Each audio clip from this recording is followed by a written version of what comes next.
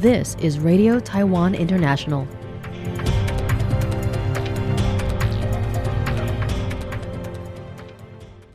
Welcome to the news on Radio Taiwan International. I'm Tristan Hildebrand, coming to you from Taipei, Taiwan. We begin with a look at today's top stories for Monday, October 13th.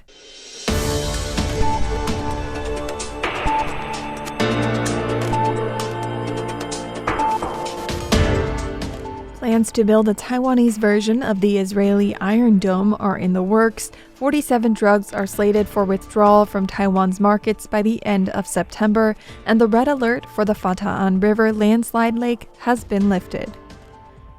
But first, today's top story. Plans to build a Taiwanese version of the Israeli Iron Dome are in the works, as announced by President Lai Ching-te during his National Day address last Friday. He said the T-Dome will be a multi-layered defense system with high-level detection and effective interception, ensuring the security of key cities and critical facilities in Taiwan. In response to Lai's announcement, the United States Defense Security Cooperation Agency, DSCA, announced that it would sell 3 National Advanced Surface-to-Air Missile Systems, NASAMS, 3 AN/MPQ-64 Sentinel radars, 2 new air defense radars, and more than 100 AIM-120 Advanced Medium-Range Air-to-Air Missiles, AMRAAM, to Taiwan. Defense Minister Wellington Koo spoke to the legislature this Monday regarding whether or not funneling resources towards T-Dome development would contradict the military's current focus on asymmetric warfare, given the PLA's sizable weapon stockpile.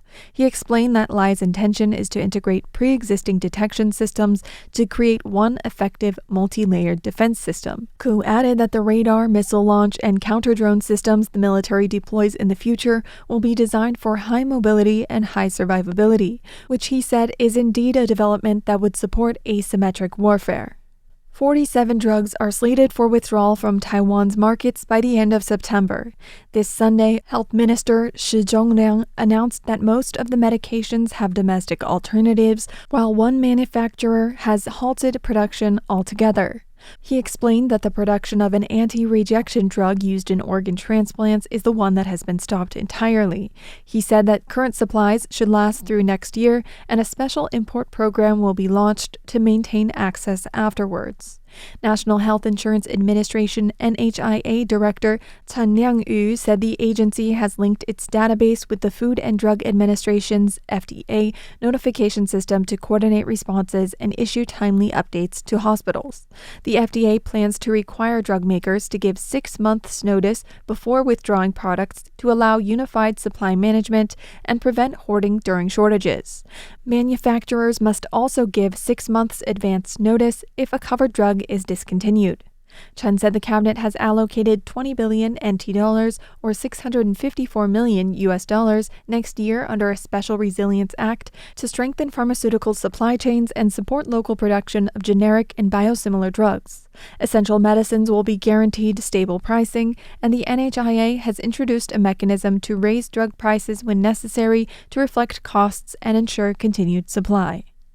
Details on the disaster relief and recovery process of the Guangfu area were shared with the public at a press conference on Sunday morning. Chief Coordinator of the Central Emergency Operations Center, CEOC Disaster Relief Effort, Ji Lianchen, said that the red alert for the Fata'an River landslide lake has been lifted, leaving only one requirement remaining to potentially lower the alert level below yellow. Ji shared that after comprehensive monitoring began on Friday, the lake's current storage capacity is only 1.7% of the original capacity. He assured that even if all the remaining water were to flow out, it wouldn't be enough to affect towns and infrastructure downstream, including Guangfu Township. He reported that the dredging of the lake is also proceeding ahead of schedule, at 90,000 cubic tons of material per day, and the levee reinforcement work has also been completed. Thanks to all these efforts, the red alert for this landslide dam has been lifted, with only the evacuation plan currently being finalized. After the plan is approved by local and central governments and carried out, the alert for the area may even be lowered to yellow or below. Still, operations are not yet finished. 5 people remain missing, and the landslide buried approximately 800 hectares of farmland in Guangfu and Fenglin. Special teams from cities and counties around Taiwan, as well as military forces, have been called in to intensify the search for the remaining missing.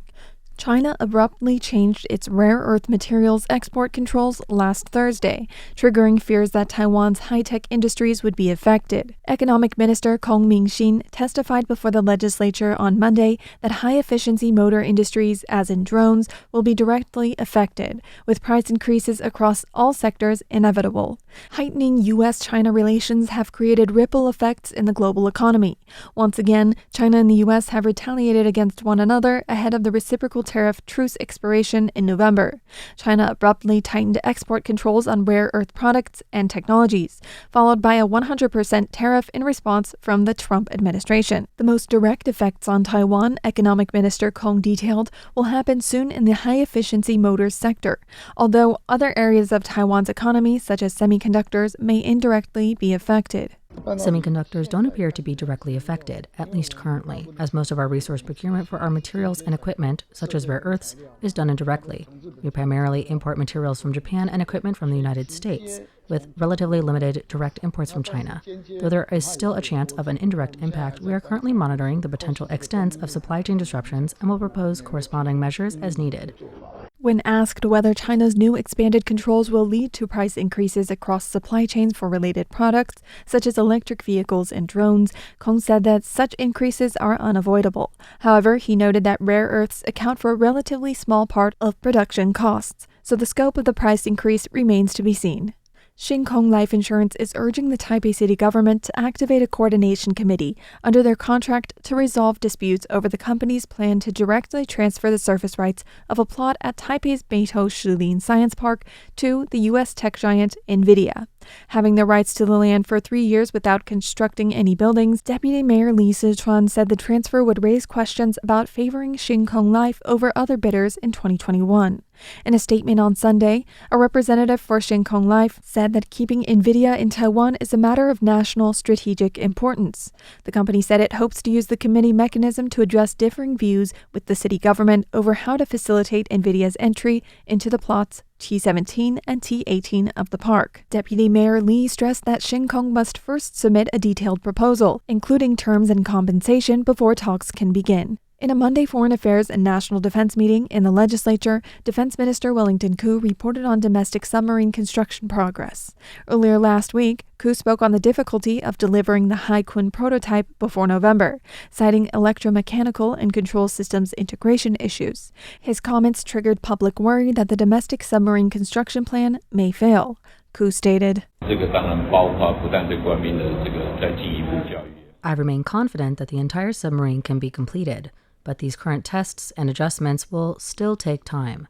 After today's confidential briefing, we will ask the Navy to provide a more complete explanation of the details that can be made public. Over the weekend, the Taichung District Prosecutor's Office indicted Haiphong Brigade naval officer surnamed Tsai on corruption charges after he allegedly sold sensitive Xiongfeng 2 anti-ship missiles to a Chinese intelligence agent.